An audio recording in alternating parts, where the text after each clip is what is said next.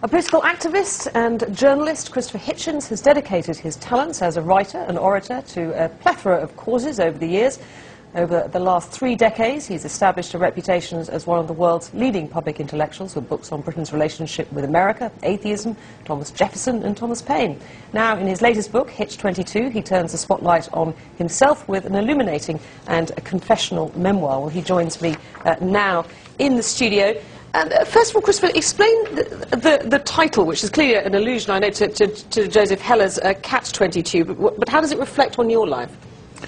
Well, I borrowed from my late friend Joe's much bigger and better paradox, the smaller idea that, having, as you kindly said, had quite a lot of commitments in my life and allegiances, my main allegiance now that I'm past 60 and got to the memoir stage, is to a group of people who basically deal in doubt.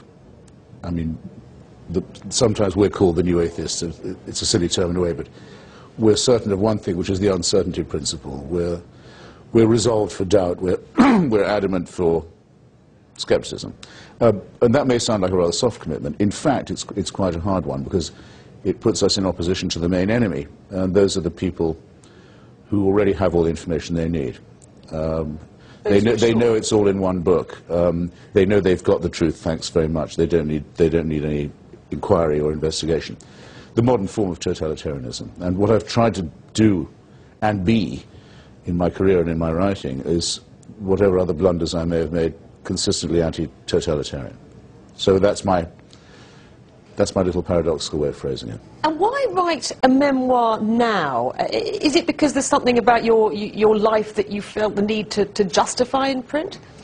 Well, I was asked by a publisher to consider the idea. I was just about to turn 60, and I realized that I was looking back a bit. One does. You'll find this out one day yourself. Several decades from now, you'll find it. And then I read about my own death, which is an experience not everyone has. But as Leopold Bloom says in Ulysses, it can give you a new lease on life.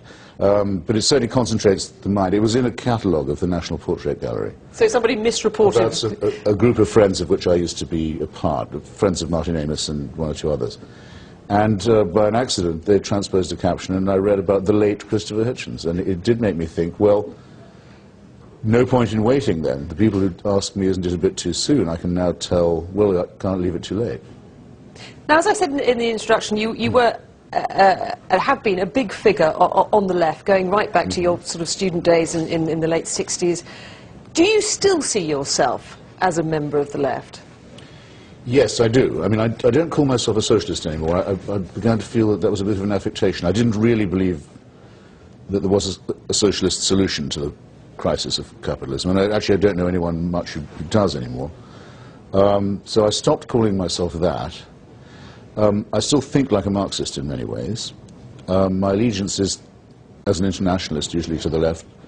In the case I feel you're about to ask me about, which is the liberation of Iraq. I was going to come to that, yes. I had a long friendship going back to the 70s with Iraqi leftists, and especially Kurdish leftists. This is their flag, in fact, in my lapel, who violently opposed the fascistic and Stalinistic synthesis that was the Saddam Hussein regime. They're still friends of mine, but now they are able to speak and organize and hold elections and win and lose them and so forth. I think that's a large improvement. It doesn't seem. Don't forget that extreme right-wingers, like Pat Buchanan in America, my brother in England, the Kissinger group of so-called realists in America, the Pope, Chirac, a lot of right-wing riffraff were completely opposed to the war. But the majority of the left in both America and Europe were opposed to the invasion of Iraq, and you Yes. disappointed them, didn't you? And in a way, I hope I did more than that.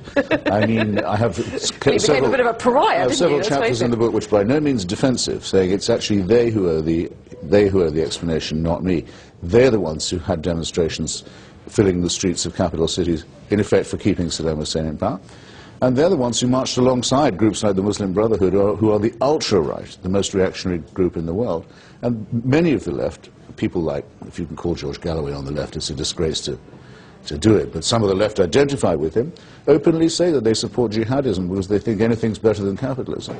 But also at the same time... This is a real betrayal, and I have 2 chapters in my book, one in defense of Salman Rushdie and one in defense of the Iraqi opposition, where I say, look, these are the people who should be asked to give an explanation.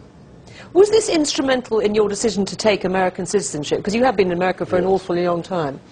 Yeah, I'd been there for a long time, and I had American children, a permanent resident permit, European Union passport. I could have gone on like that for ages, but after 9/11 I began to identify much more with the United States and feel more American, as it were,